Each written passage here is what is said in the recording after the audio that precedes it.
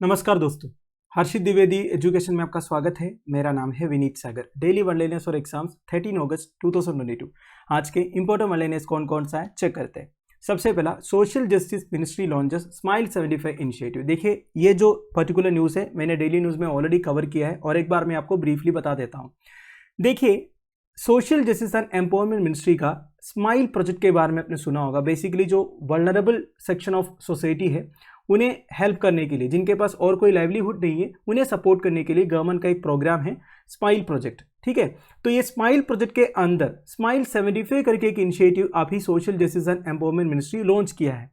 इसका ऑब्जेक्टिव यह है दोस्तों, बेगर्स जो है, बेसिकली जितने भी पर्सन है जो बेगिंग में एंगेज्ड है हमारे देश में, उनका कॉम्प्रहेंसिव रिहैबिलिटेशन, तो इन्हें आइडेंटिफाई करके उन्हें हेल्प करेंगे। ठीक है, तो इसके लिए गवर्नमेंट 75 म्यूनिसिपालिटीज़ को आइडेंटिफाई किया हुआ है। देखिए, हमारा 75 ईयर्स ऑफ इंडिपेंडेंस अभी सेलिब्रेट हो रहा है, तो काफ़ी सारे प्रोग्राम्स गवर्नमेंट की तरफ से ऐसा आ रहा है जो 75 से जुड़ा हुआ है। तो ये जो स्माइल 75 इनिशिएटिव है, इसके अंदर 75 म्यूनिसिपालिटीज़ को आइडेंटिफाई करेंगे। उधर जितने पर्सन है जो बेगिंग में एंगेज्ड है, उनका कॉम्प्रहेंसिव रिहैबिलिटेशन करेंगे। ठीक है, now the initiative is part of the ministries on going smile project. ये मैंने बता दिया। स्माइल का फुल फॉर्म है वैसे support for marginalised individuals for livelihood and enterprise. इसके लिए 2025-26 तक गवर्नमेंट 100 करोड़ रुपीस अलोकेट भी किया हुआ है। ठीक है, नाउ इसका और भी ऑब्जेक्टिव लिखा हुआ है, to make cities, town and municipal areas begging free. तो एक बेगिंग फ्री नेशन बनाना, ये हमारा ऑब्जेक्टिव है। देखिए, अगर कोई देश में लोग बेगिंग में एंगेज है, इसका मतलब यह है ओवरऑल डेवलपमेंट नहीं हो पाया देश का। तो बेगिंग को 100% एलिमिनेट करना गवर्नमेंट का ऑब्जेक्टिव है। मतलब जिनके पास और कोई लाइवलीहुड नहीं है, उन्हें गवर्नमेंट सपोर्ट करेंगे। समझ गए?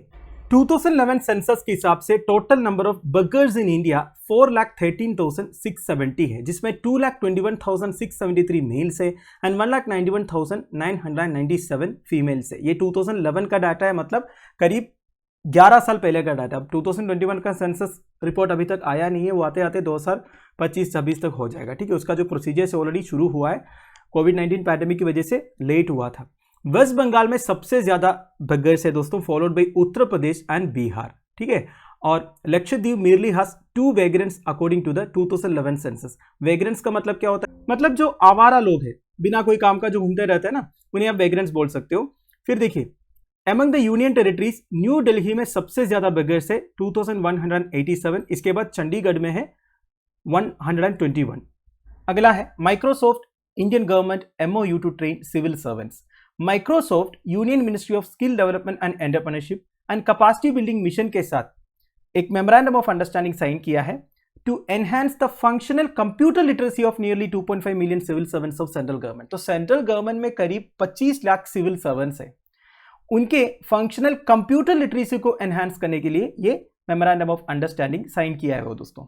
वैसे देखिए, आजकल जितने भी सिटीजन सेंट्रिक सर्विसेज है वो सब ऑनलाइन हो गया है, तो हमारे जो सिविल सर्वेंट्स है उनका डिजिटल या कंप्यूटर लिटरेसी एनहांस करना पड़ेगा ना, तभी जाके वो हमारे लिए अच्छा सर्विसेज प्रोवाइड कर पाएंगे। ठीक है, तो इस कोलैबोरेशन के चलते माइक्रोसॉफ्ट जो है एक online self paced learning course on Microsoft office 365 digital productivity suit offer कर रहा है ministry of skill development and entrepreneurship के लिए। तो बेसिकली MSDE को डिजिटल स्किल ट्रेनिंग प्रोवाइड करेंगे माइक्रोसॉफ्ट, और वो जो MSDE है वो intent central government ministries and departments के ऑफिशियल्स को ट्रेन करेंगे।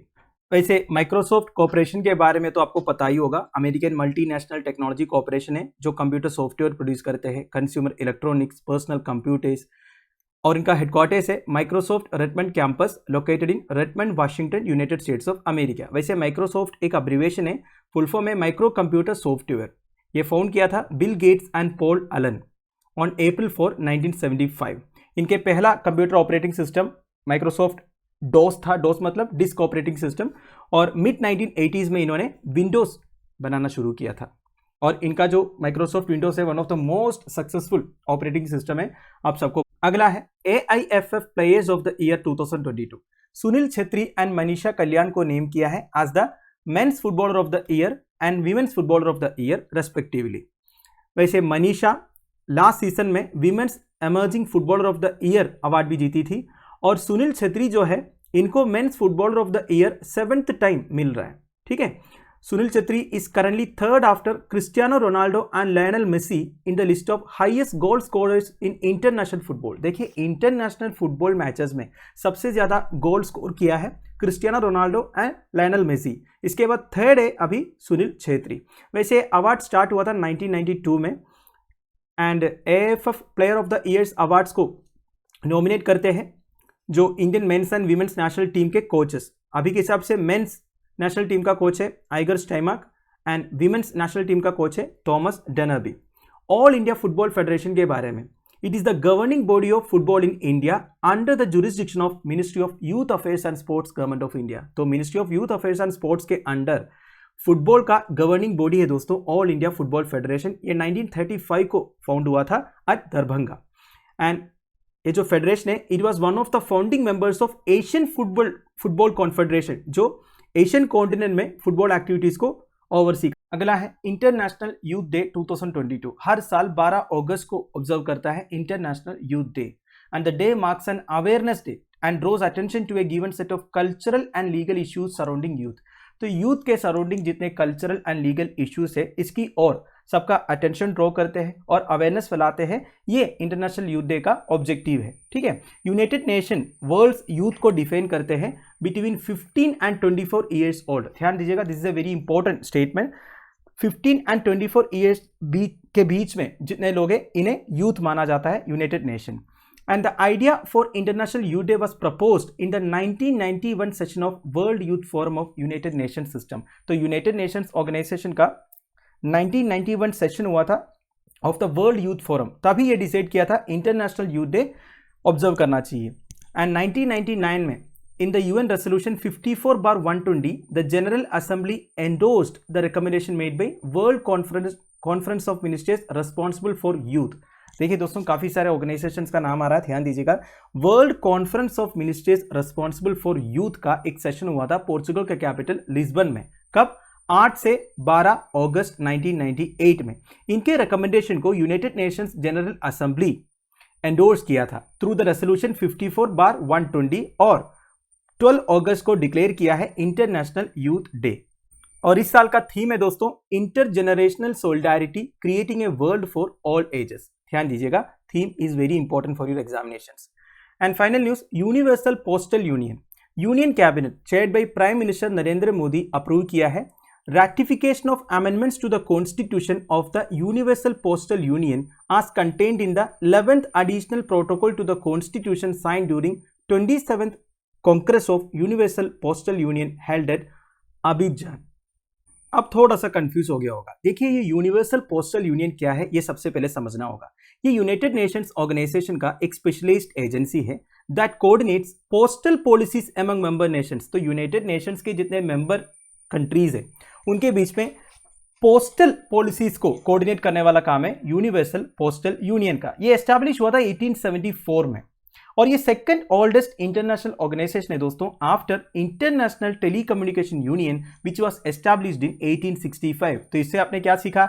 वर्ल्ड्स ओल्डेस्ट इंटरनेशनल ऑर्गेनाइजेशन कौन सा है? इंटरनेशनल टेलीकम्युनिकेशन यूनियन, जो 1865 में एस्टैब्लिश हुआ था। इसके बाद 1874 में यूनिवर्सल पोस्टल यूनियन एस्टैब्लिश हुआ था। नाउ इसके बारे में कुछ बेसिक डिटेल्स है वो मैं आपको आगे बताऊंगा। वैसे न्यूज क्या आया है, देखिए ये जो यूनिवर्सल पोस्टल यूनियन का जो कॉन्स्टिट्यूशन है इस पे कुछ अमेंडमेंट हुआ था। तो देखिए ये जो अमेंडमेंट है सारे मेंबर कंट्रीज के लिए एप्लीकेबल है। तो हमारा जो यूनियन कैबिनेट है chaired by prime minister of India, इन्होंने ये जो कॉन्स्टिट्यूशनल अमेंडमेंट्स हुआ है उसे रैटिफाई किया है, बेसिकली अप्रूव किया है, बस यही समझ लीजिएगा। और यूनिवर्सल पोस्टल यूनियन का 27th Congress of universal postal union हुआ था अबीजान। अबीजान कहां पे है? अबीजान वेस्ट अफ्रीकन कंट्री कोटे डे आइवरे या फिर आइवरी कोस्ट में एक इंपॉर्टेंट सिटी है। ठीक है, उधर हुआ था 27th Congress of UPU. Now UPU का हेडक्वार्टर है बर्न, स्विट्जरलैंड में। 192 मेंबर कंट्रीज है। It is a primary forum for cooperation between postal sector players among member countries. तो सारे कंट्रीज में पोस्टल सेक्टर के बीच में कोऑपरेशन एंड कोऑर्डिनेशन इंश्योर करना ये यूनिवर्सल पोस्टल यूनियन का ऑब्जेक्टिव है। इनका 4 यूनिट्स है दोस्तों, एक है कांग्रेस, फिर काउंसिल ऑफ एडमिनिस्ट्रेशन, फिर international bureau and postal operations council. ध्यान दीजिएगा, दिस इज वेरी इंपॉर्टेंट। और ये 40 lakh postal outlets world wide को रेगुलेट करते हैं। इंडिया यूपीयू ज्वाइन किया था जुलाई 1, 1876 को एंड पाकिस्तान नवंबर 10, 1947 को। ये जो इंडिया है 1876 का, उसमें तो पाकिस्तान भी था, ठीक है, इसलिए पाकिस्तान नवंबर 10, 1947 को ज्वाइन किया। इंडिया तो काफी पहले 1876 जुलाई 1 को ज्वाइन किया था। तो दोस्तों दैट्स इट। आई होप आपको वीडियो इन्फॉर्मेटिव लगा होगा। लेक्चर की पीडीएफ एज यूजुअल आपको टेलीग्राम चैनल में मिल जाएगा, जिसका लिंक नीचे डिस्क्रिप्शन बॉक्स में प्रोवाइडेड है। Thank you for watching. Bye bye, have a nice day.